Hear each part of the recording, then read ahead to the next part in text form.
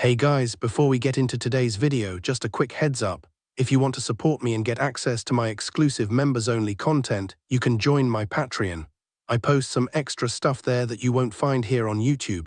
The link is in the description. Alright, let's get into the video. The day the lion fell. I never planned to grow up in a house where the doors were made of steel and every laugh sounded like it was hiding a lie. As a kid, I thought my mother just cleaned a big old mansion. It took me years to understand that the man in the master bedroom controlled half the city. Steam rose from the pot of soup in my mother's hands as we walked down the long, dark corridor. Her maid's uniform smelled of bleach and cheap perfume, and her fingers shook so much the metal tray rattled. Two men with guns at their belts stood by the bedroom door, pretending not to stare at us, but I could feel their eyes like blades on the back of my neck. "Rosa, you sure you want to go in there?" one of them muttered. "El Jefe is not himself today." My mother didn't answer. She only pressed her lips together the way she did when the rent was due and there was no money. I was 7, holding the edge of her apron like it was a lifeline, my bare feet silent on the polished floor. Back then I didn't know that El Jefe meant the most feared mafia boss in the city. To me he was just the sick man in the big room my mother wasn't allowed to look in the eyes. The guard unlocked the door. The sound of the heavy bolt sliding back always reminded me of a prison cell. The room was dim, lit only by 2 golden lamps and the weak light leaking through thick curtains. The air was heavy with cigar smoke, medicine, and something metallic, the dry smell of old blood. He lay in the huge bed like a fallen statue, Don Alejandro Vargas. His beard was thick and wild, black hair falling over the pillow. A silk robe, dark red like dried wine, clung to his broad chest, marked with tattoos I didn't understand: snakes, roses, a gun, a woman's name.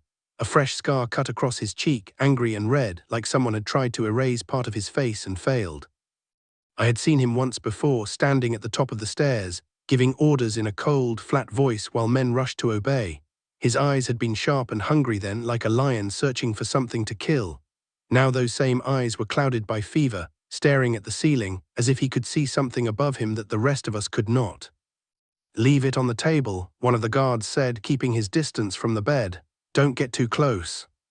My mother nodded quickly and moved to the small table near the wall, as far from the Don as she could manage without dropping the tray. I watched her confused. She cleaned that room every day. She wiped his blood from the floor when he coughed it up. She washed the sheets when he sweated through them at night, but she had never, not once, touched his hand. On the other side of the bed, a nurse in white gloves was already packing up her bag, eyes down, movements fast. She didn't look at his face. Nobody did. They spoke around him like he was a bomb that might explode if you even breathed too close. "The infection is worse," the nurse whispered to one of the men. "He needs someone by his side all night, to change the towels, give him his medicine on time, but if he keeps refusing the hospital, She stopped when she felt the Don's gaze on her, even though he hadn't moved. Her shoulders stiffened. "I can only do so much." Don Alejandro's voice came out like gravel dragged over stone. "Get out," he said to her without turning his head. "I don't need a stranger watching me die." The word die seemed to freeze the air.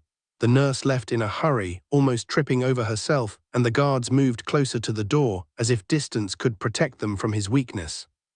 My mother's eyes went wide.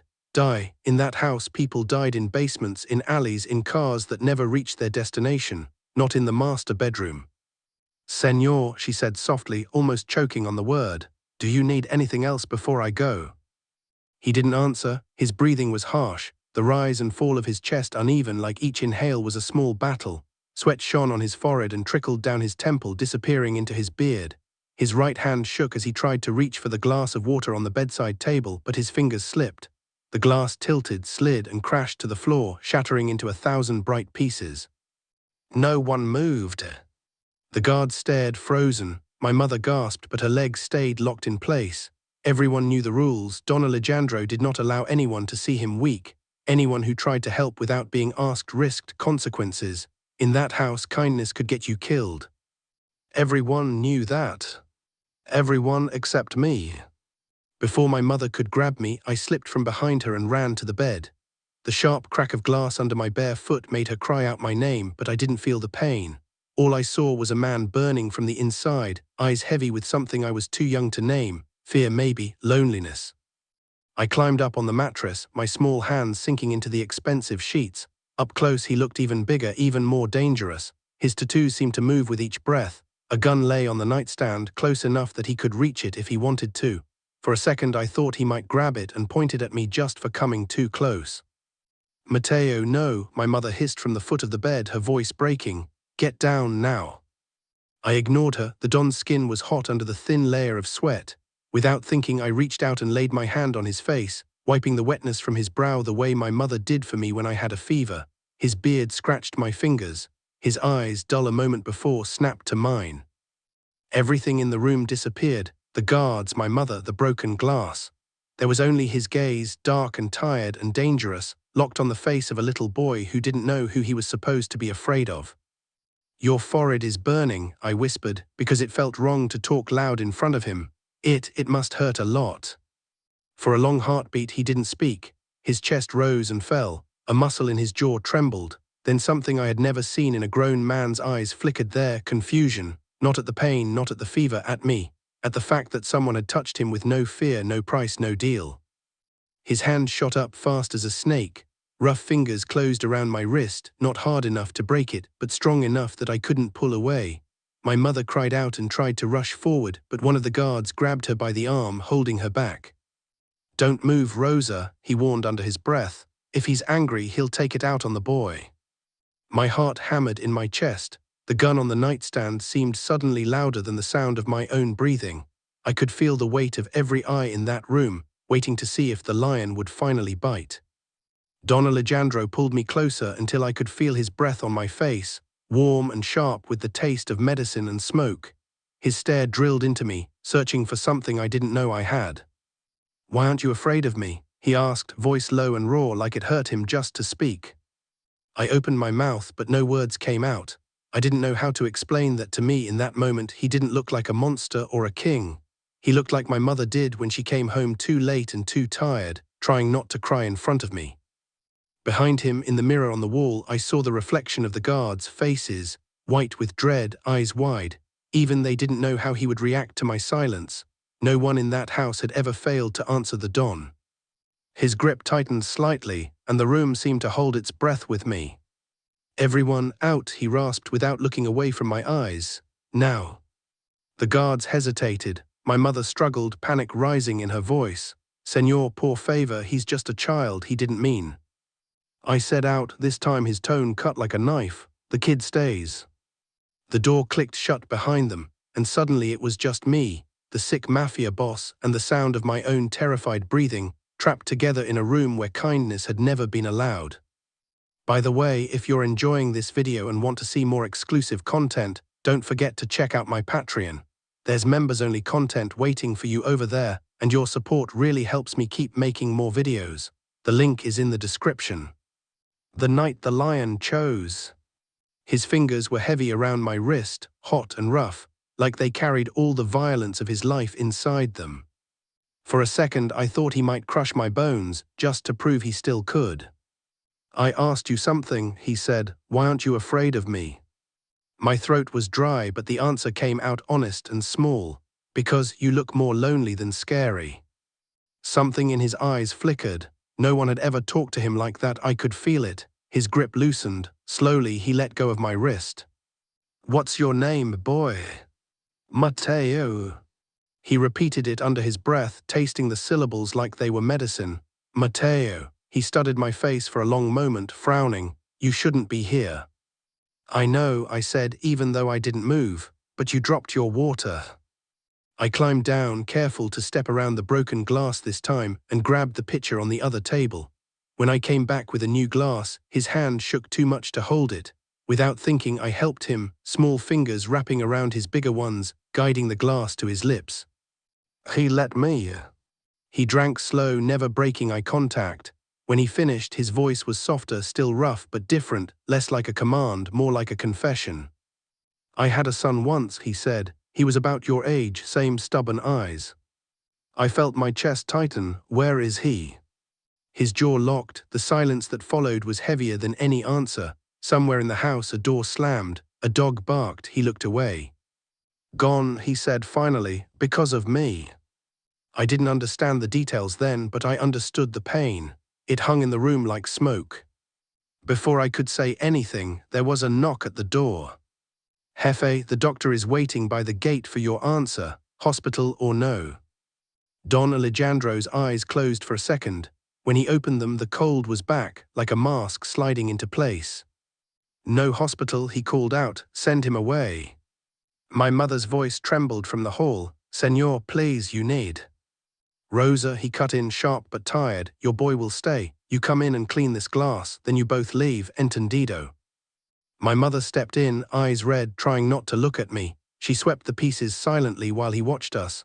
I could feel a new tension in the room, something like a string pulled too tight.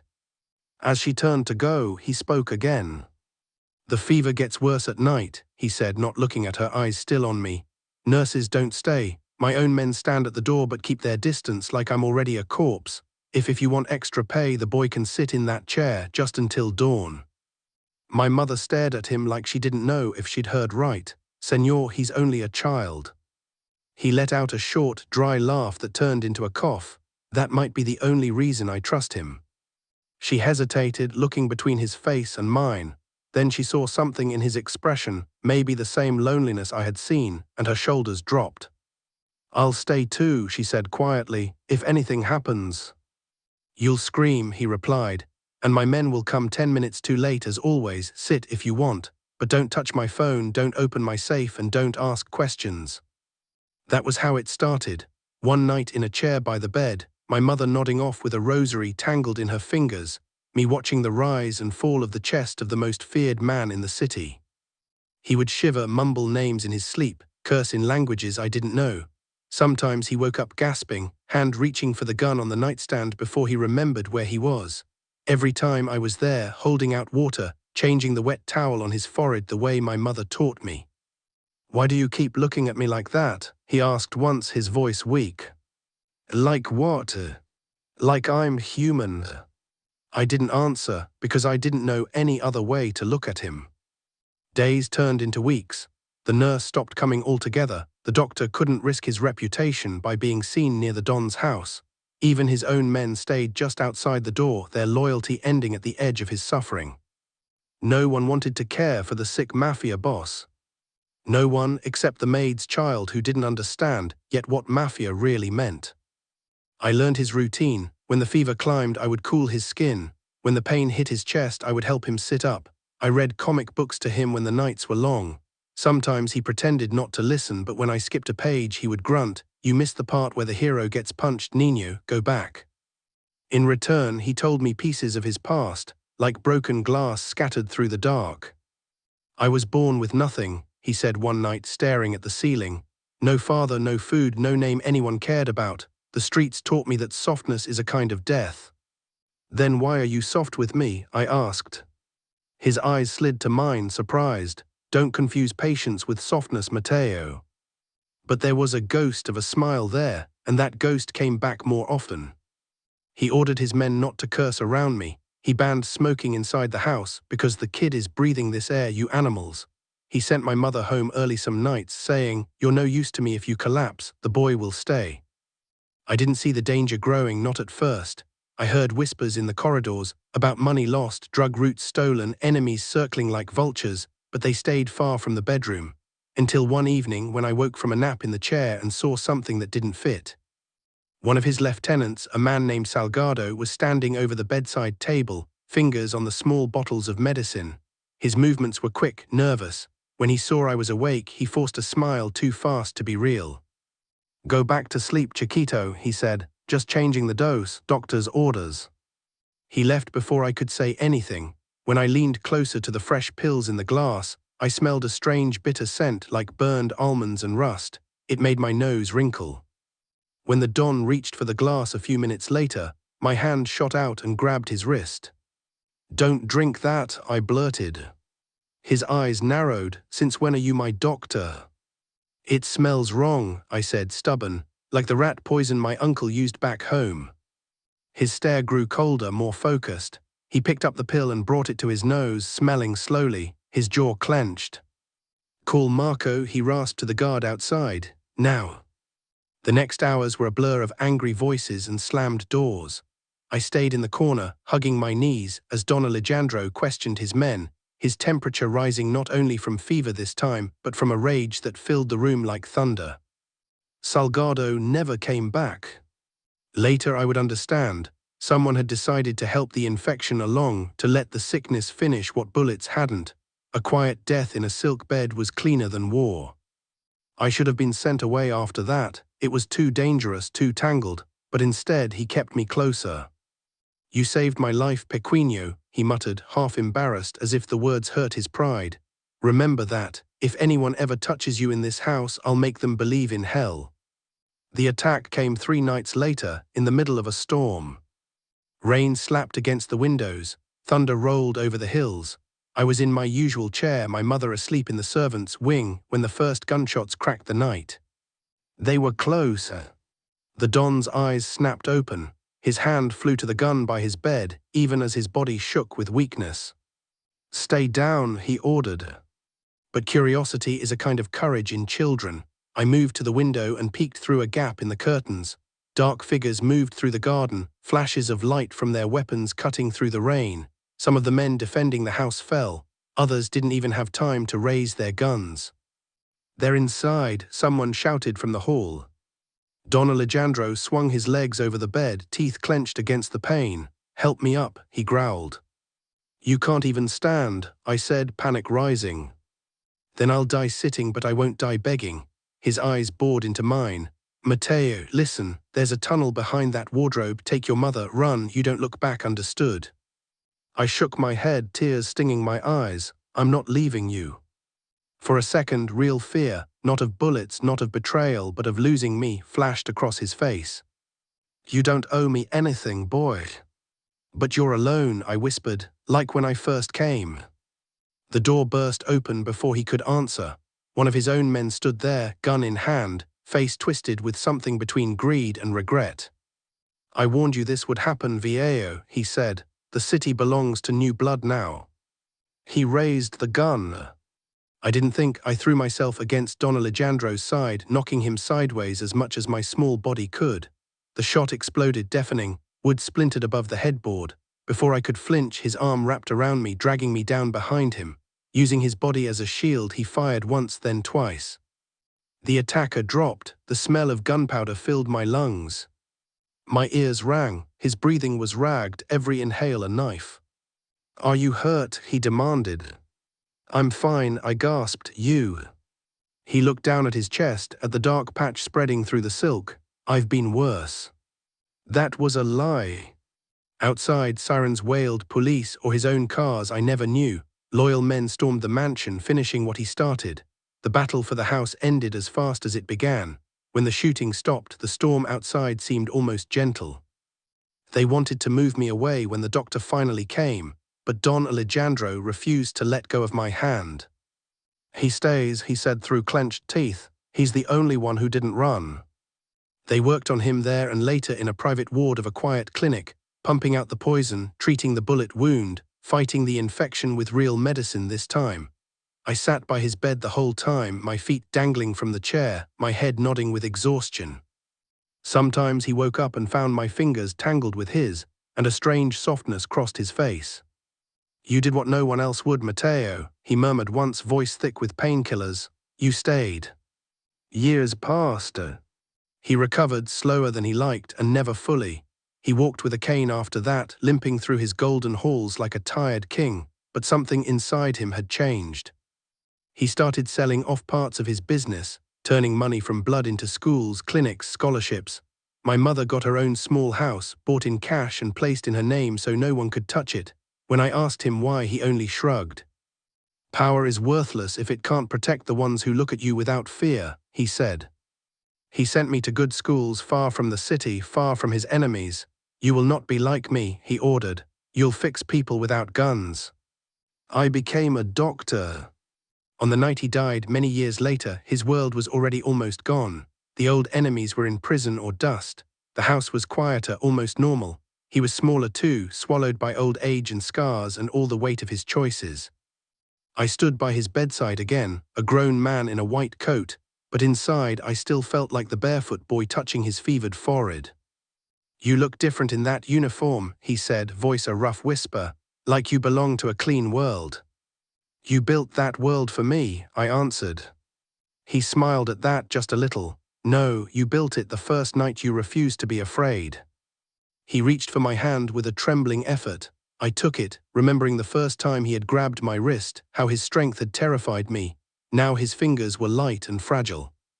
I spent a lifetime making men kneel, he said, but the only time I felt truly powerful was when a child decided I was worth saving. His eyes met mine, clear despite the pain. Promise me something, Mateo. What? When you tell this story, don't forget the monsters are still human, and that sometimes the smallest act of kindness is the bullet that kills who they used to be. I nodded, tears blurring the lines of his face. He closed his eyes, exhaling slowly, as if finally laying down a weapon he had been holding for decades. That was the day the lion left his cage for good. People in the city remember Don Alejandro Vargas as a name whispered in alleys, a shadow in their history. But when I remember him, I see a man in a silk robe, sweating with fever, shocked that anyone would touch his face without fear. No one wanted to care for the sick Mafia boss. So a maid's child did what no one else would, and in saving his life somehow, he gave him a chance to change it. Hey guys, if you're enjoying my videos and want to see more exclusive content, I've got some extra stuff waiting for you over on Patreon. YouTube is where I share the main content, but Patreon is where I share some members-only videos and bonus content. If that sounds like something you'd enjoy, come join me on Patreon. The link is in the description. Hope to see you there.